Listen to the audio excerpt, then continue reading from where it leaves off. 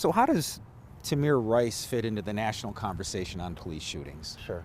So I think that, first of all, the Tamir Rice case was really something that mobilized people nationally, right? If we remember when Tamir Rice was killed, it was still really early on in the arc of what became kind of the Black Lives Matter protest movement and all of the names we now have. We only had a few of those names at the time. And here was a case where you had a young man playing in a park. There were clearly some structural breakdowns in terms of how much communication had come, or if he had actually committed any crime, if he was any threat. And so this was something that people were really moved by. This was one of those cases where, prior to that, a lot of these cases were a bit more of toss-ups, right? Maybe it could have gone one way or it could have gone the other. For a lot of people who watched the video, this case seemed pretty clear-cut. And that was before they even knew anything about the officer's history, anything about the communication, the call that had come in. And so the Tamir Rice case was really something that was kind of nationally mobilizing, right? It's kind of statistically rare. You know, there aren't that many children who end up dying in these police shootings. Oh, that's not to say that never happens, right? And usually if it's a child, they're a teenager, they're older, they're someone who people can write off and say, well, maybe they were committing a crime or they were doing something. People saw those photos of Tamir Rice and he was clearly a kid. He was in a park, he was goofing around. This was also one of those cases where, you know, he hadn't committed a crime. He was just kind of playing around. And I think that again, isn't as gray as a lot of the police shootings we see. Very often when you look at, you know, there are about 1,000 fatal police shootings a year. Hundreds of those cases are cases where the person has a weapon, has a gun, has a knife, right? Now, you understand the officer's argument that, you know, we pulled up, we got a call about this, we thought we saw him reaching for... And he had a gun at the time, they didn't know it was a pellet gun. And they didn't know if it was real or not, right? You know, and so you get that and you understand that. But for so many people, this just felt, it was just another example, right? You see Eric Garner being killed on the street, you know, selling loose cigarettes. Michael Brown and the questions of what exactly was happening there, and should he have been killed or not. And Tamir Rice was just this additional example now, and it really mobilized people across the country. How have police shootings changed the two sides here? How people view police and how they view, I guess, life for an African-American boy growing up in a city or in a rural area? Certainly. You know, this was a case, along with many of the others, that kind of showed a lot of people who perhaps hadn't had questionable interactions with police what life is like for some other folks, right? A lot of the folks who already distrusted the police or had negative experiences, they knew that, whether we collectively believed them or not, they knew what their life was like. What these videos showed time and time again were experiences that a lot of people could never fathom. Yeah. You know, one of the lessons of Ferguson was one of the frustrations of all the protesters and the people was there's a teenager dead in the street and you guys won't tell us why, right? And there's a real argument to be, and I think, in fact, the former chief has come out and said, if I could do anything differently, it would be that immediately we would put more information out. People want to know, right? The police are members of our community, but they're also the government, right? And when the government does something, we know this as reporters, people have a right to say, well, why'd you do that, or what happened, or give us the details. I think a lot of departments are much more transparent, although, again, as a reporter, I would always love them to be more. There is a understanding that folks are going to want to hold their local departments accountable. We're seeing much more video. You know, so many departments now put body cameras on their officers. I think sometimes people thought that was going to be a silver bullet that fixed all of this, and that's, the studies so far have shown that's not necessarily true.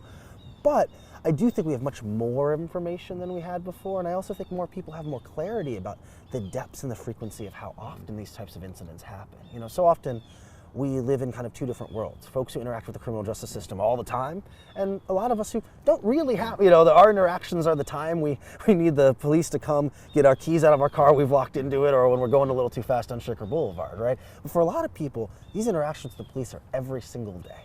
And so they are bearing the brunt of a system that does have a lot of loopholes in it and inconsistencies in it, and is a system built on humans, and humans make mistakes. And so I do think that departments across the country have taken these issues much more seriously the last few years. There's been much more transparency, and there has been a real conversation about what are some of the structural changes that need to happen so we can live in a world where the police kill as few people as possible, because I think we all want that. The police as much as anyone else. And it's unquestionable that police have a difficult job. We ask our police to do a lot, especially in cities where, coming out of the recession, the economic downturns, we've cut back. They're driving old cruisers. They don't necessarily have the best technology. And that was a case in Cleveland. Of course, don't even have a first aid kit. They got to wait for an FBI agent to come up because they haven't been trained as how to try to resuscitate Tamir Rice. Can't let you go without talking a little about statistics, because you really put your life as well as the team at the Post into those numbers. What surprises people about the numbers that you found in the data about police shootings? Certainly. The first is how relatively often they happen, right? There are 3 people every single day who are shot and killed by American police officers, right? Now, there are millions of police contacts. That's not to say that every police interaction ends in that, but still 3 people every single day somewhere in the country. Now, many of these shootings, in fact, the majority of these shootings are cases where the person is armed, where there's a weapon. Police talk often about how there's an overlay between police violence and gun violence, and the fact that they're worried that so many people might be armed, that leads them to behave sometimes in ways they might not otherwise. We saw how often mental health and addiction played into this. People who are in the midst of a mental health episode are very often the folks who are killed in these shootings. But also that there are, in fact, racial disparities, right? Black Americans make up 12% of the country, but they're 24% of the people killed by the police, and then 40% of the unarmed people, right?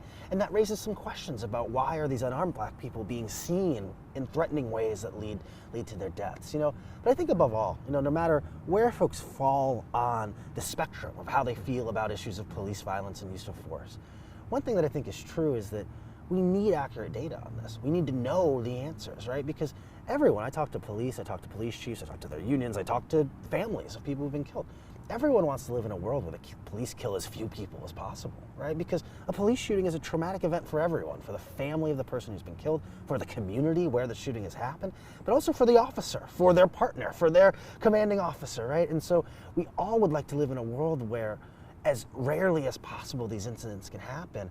And in order to impose policies and have training and that type of sensitivity, we have to have the facts about what leads to these cases and how we can maybe prevent them. It's been 5 years since Tamir Rice and Black Lives Matter came to light. Do you think hashtag Black Lives Matter has made a difference? I do.